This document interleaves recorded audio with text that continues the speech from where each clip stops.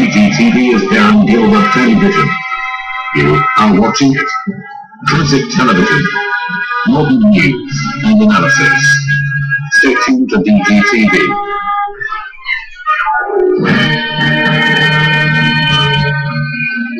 This is DGTV. You are watching DGTV News and Commentary starring Darren Gilbert.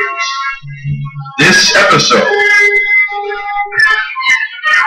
Ontario provincial election results, minority government, more solar scandals, Bloomberg television Republican presidential nomination debate, Herman Cain up, Rick Perry down, Democrats racist against black Republicans.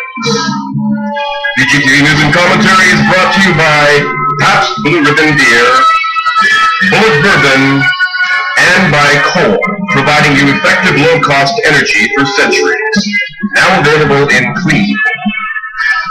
And now, here is the host of DGTV News and Commentary, Darren Gilbert, reporting today from Wasaga Beach, Ontario, Canada. Thank you. Dalton McGuinty, the Premier of Ontario, is the boy who cried wolf.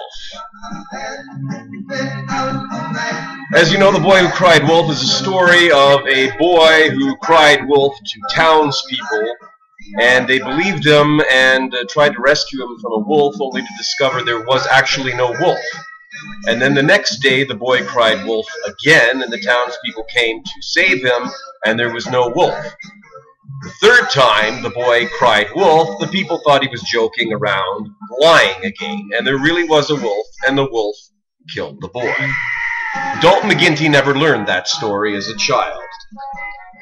However, he was successfully re-elected Premier of Ontario in this provincial election, receiving 37.5% of the vote to the Conservatives' 35.3%, the New Democrat Socialist Party 23%, Green Party 3, others a half a percentage point. With the 37.5%, he was able to get a minority government with 53 seats to the Conservatives' 37 and 17 to the New Democrats. Conservative leader Tim Hudak is in the hot seat because he should have won this election. McGuinty skated through it by constantly saying something about healthcare, something about education, something about his mother with a nice grin on his face, and somehow it warmed Ontario voters and they fell for his lies again. Well, let me ask you a question, Premier Nanny State Dad Dalton McGuinty. Does your mother approve of you lying? She approves of you governing. Does she approve of you lying? Think of that the next time you go to raise our taxes, because you've promised us you're not going to do it, but you are the boy who cried wolf. DGTV should add that voter turnout was anemic at 49%. Less than half of eligible voters turned out to vote. Item 2, Conservative leader Tim Hudak. Again, because he held McGuinty to a minority government, it looks like his job is safe. However, he blew a lot of opportunities in this election. Dalton McGuinty was constantly comparing Ontario to California, and Hudak should have taken advantage of that and said, you want to be like California? California is bankrupt, and we are halfway there already. You've taken us from have status to have not status. And in the debate, I think Hudak should have tried a tactic of saying the Ontario people need to know if their premier is a liar. And Dalton McGuinty is not a liar. And if you believe that, I've got some solar panels and windmills to sell you. Item 2, solar scandal.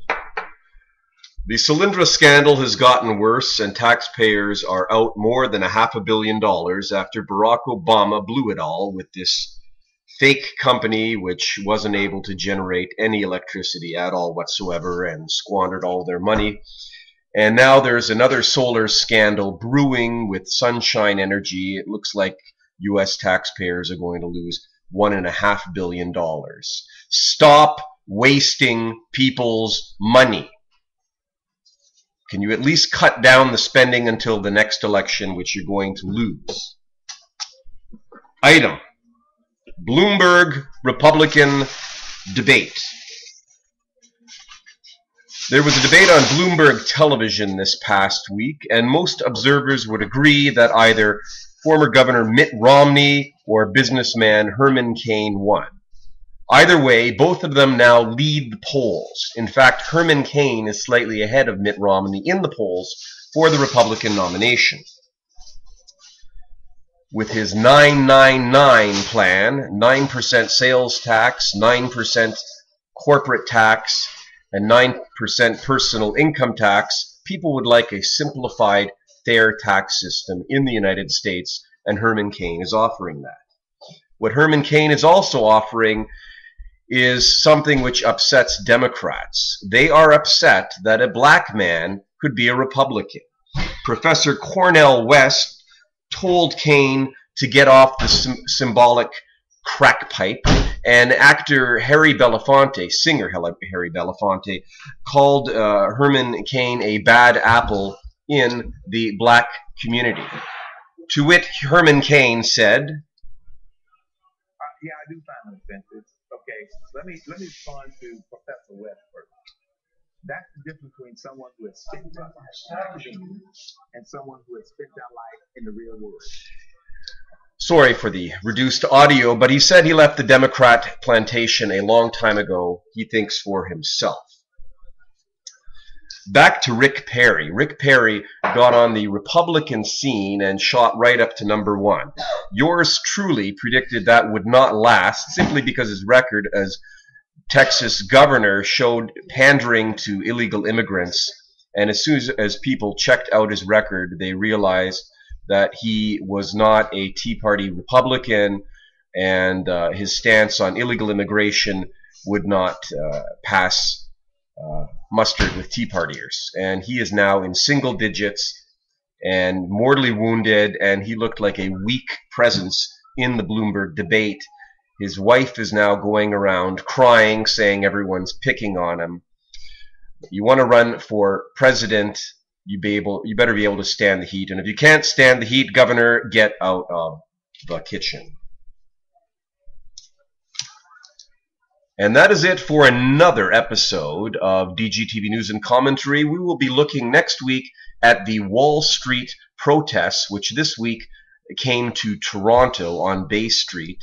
DGTV will be offering analysis on what these degenerates were up to on next week's broadcast. So you have yourself a good week. I'm Darren Gilbert from Wasaga Beach, Ontario.